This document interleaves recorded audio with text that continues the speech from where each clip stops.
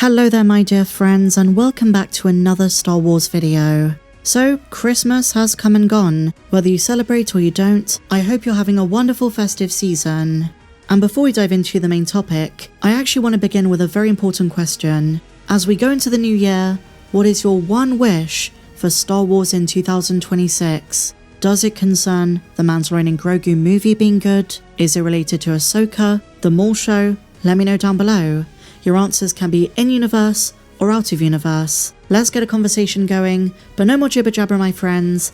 Let's dive into what we're here to talk about. So, I love weird and wacky Star Wars facts. I love learning when planet names or character names have a really strange out-of-universe explanation. And along these lines, the topic we're talking about today is Obi-Wan's home planet. One of the most bizarre aspects of Star Wars canon, and I guess legends, and I suppose I want to answer the question as to why Disney has avoided it, but also why we might be very close to seeing it for the very first time. We've never seen it on screen. In any of the new shows or movies, they've never shown us the enigma that is Stewjon, and I think I know why. So let's go through the story of how Obi-Wan ended up with such a bizarre homeworld. In universe, conversations about Obi-Wan's home planet date back to 1998. There's an interesting conversation in the wonderful novel by Michael Stackpole, I, Jedi. Corran Horn turns to Luke Skywalker and says, "Wasn't Tatooine Obi-Wan's homeworld?" But Luke doesn't know. Old Ben never had that conversation with him. I'm sure on some level Luke kind of knew that Obi-Wan wasn't from Tatooine. He knows Obi-Wan fought in the Clone Wars. He knows that he knew Anakin and Yoda was once upon a time part of the Coruscant Jedi Temple, and so I'm sure he knows Tatooine was Obi-Wan's exile location, not where he originated. So then a year later, in 1999, Obi-Wan's home planet was seen, but unnamed, in a flashback in Jedi Apprentice, The Hidden Past, the third of the Jedi Apprentice series. Obi-Wan in Legends often reminisced about his parents. He remembered being taken as an infant to the Jedi Temple on Coruscant, but didn't have too many memories of his family. In The Hidden Past, which is no longer canon, as well as in the more recent Obi-Wan show on Disney+, Obi-Wan has a long-lost brother. The book makes it a bit confusing, because the character's name is Obi-Wan Kenobi, but it's actually a nod to an earlier piece of Star Wars lore. In the original script for Episode 6, Return of the Jedi, George Lucas revealed that Obi-Wan and Uncle Owen were long-lost brothers. He later went back on this and changed it so that Owen was Anakin's stepbrother, but for a long time, fans believed that maybe Owen and Obi-Wan were related.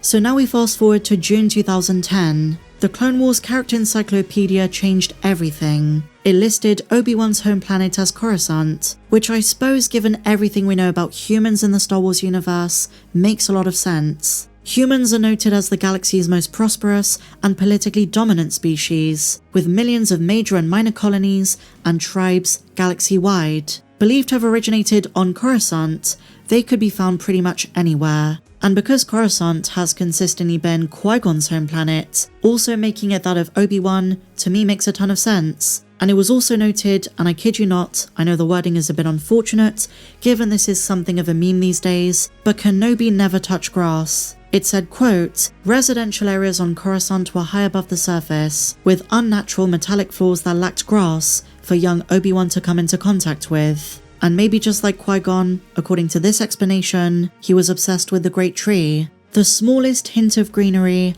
on an otherwise bustling city planet. But this is not the final explanation, my friends, because in Orlando, Florida, at Star Wars Celebration 5, George Lucas finally answered the question himself. During a panel, Jon Stewart asked George Lucas flat out, "What is the name of Obi-Wan's homeworld?" To which Lucas replied, "Stewjon," a Tuckerization of Stewart's name. Jon Stewart, Stewjon, and instantly, and I do mean at once, Lucasfilm adopted the name and made it official canon.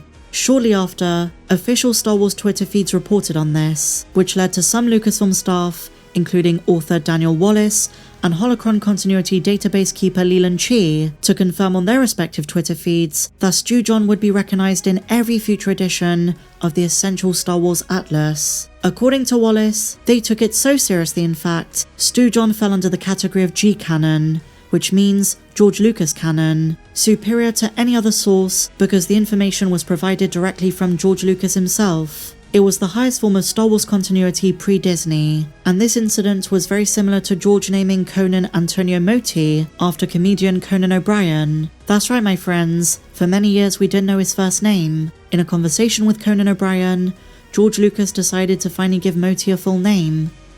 But returning to Stewjon, that was that. It was established. And to this day, Stewjon is established as Obi-Wan's official home planet. Disney never changed it. In the somewhat recent Star Wars Timelines book, they finally provided Stewjon's exact location in the deep core, and on StarWars.com's latest map, it's listed in the appendix of star systems.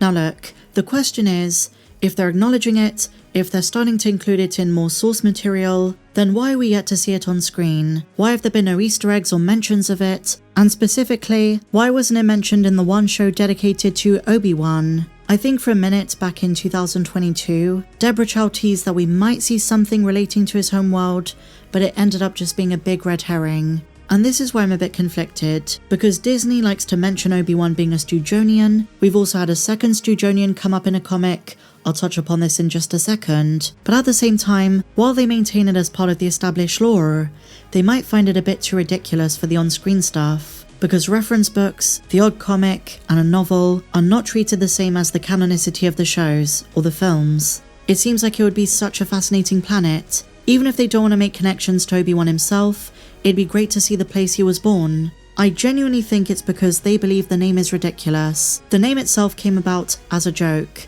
George Lucas was just thinking on the spot. I don't think he expected his employees at Lucasfilm to take his response seriously.